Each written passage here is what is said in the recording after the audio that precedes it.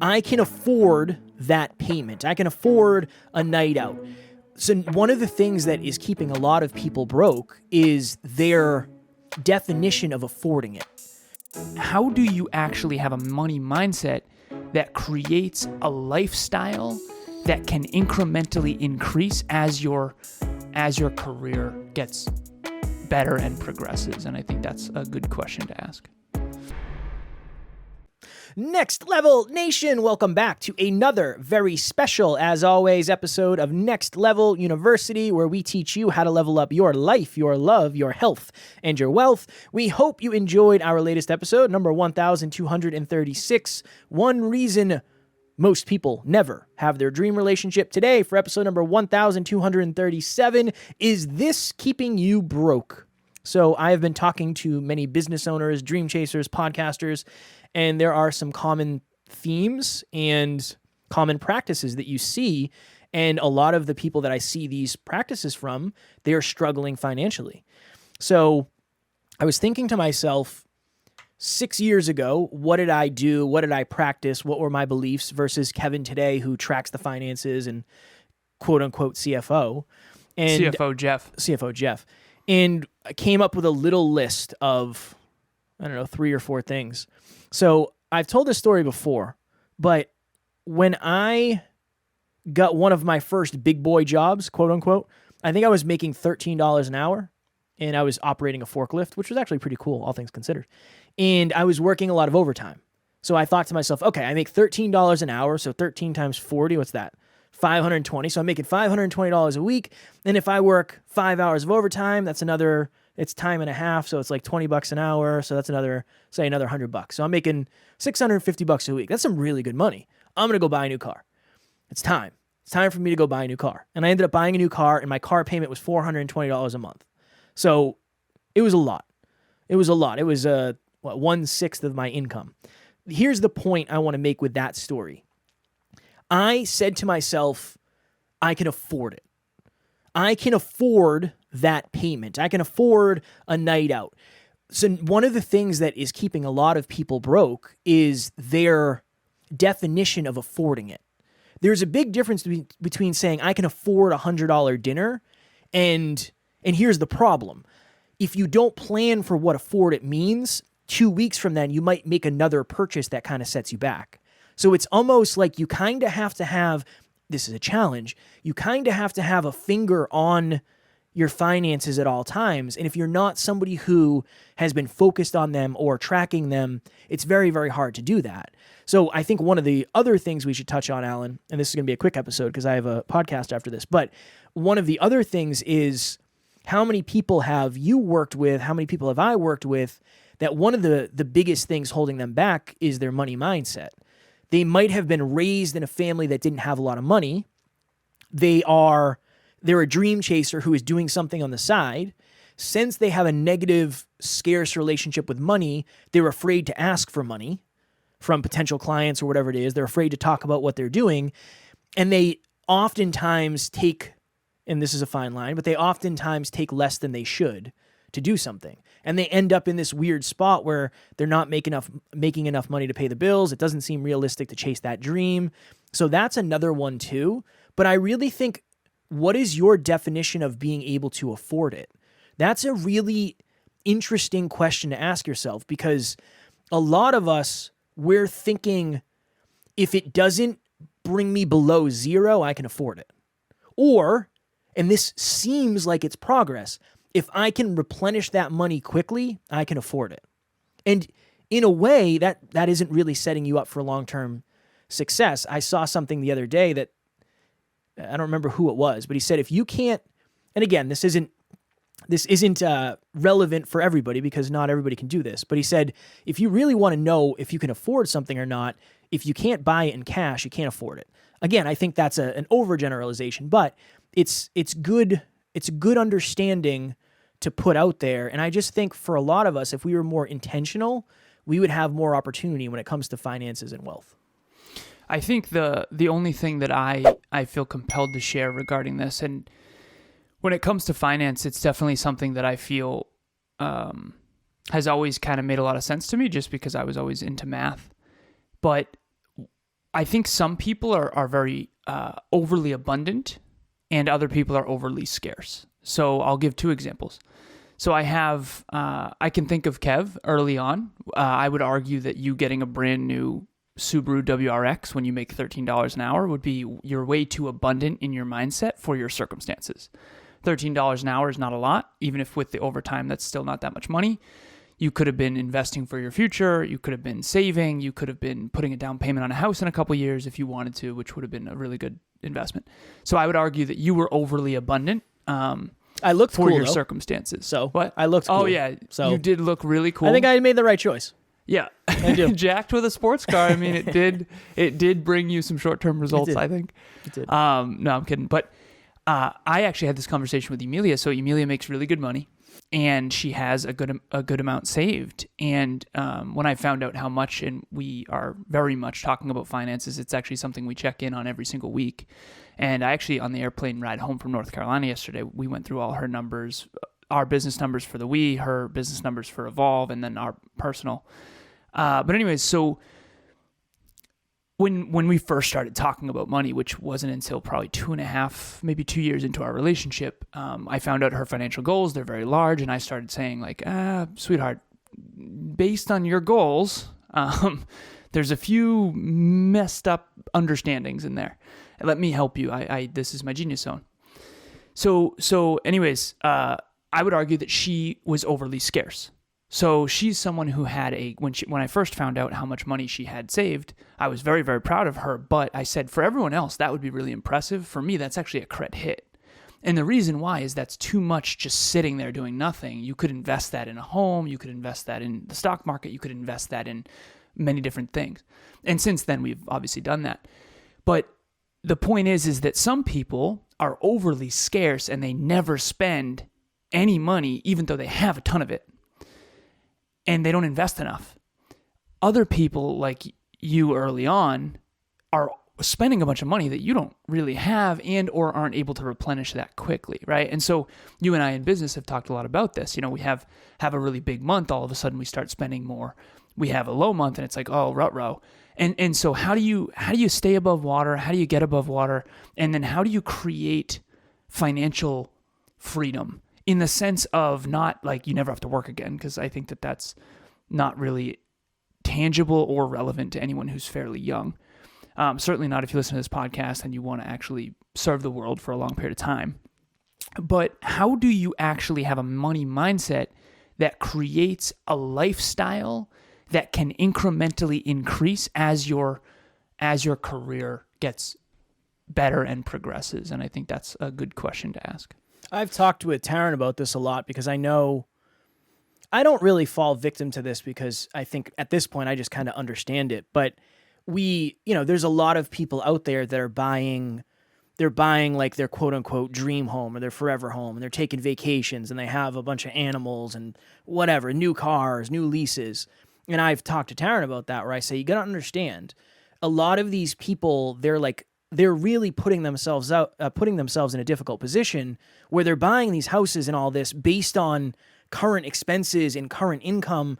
And there's a lot of things that are going to happen that are going to stretch these people beyond where they want to be stretched. I said, this is the long game. Like we're playing a much longer game where we're setting ourselves up where we're not spending all of our money on that stuff. Hey Kevin, Kim here. Just wanted to send you a video to say thank you so much for your help on creating the Peaceful Productivity Podcast. You know, I couldn't have done it without you. I knew you'd be lots of great help with the technical aspects of getting the podcast going, but you went well above and beyond that. You helped me with the strategy and you gave me all kinds of really great support. You know, I think the key to success in business is a great attitude, and you have that in spades. You really walk the walk. So thanks again. Take care. I'll talk to you soon. So I think that's another interesting thing. Number one, you got to have some sort of goal.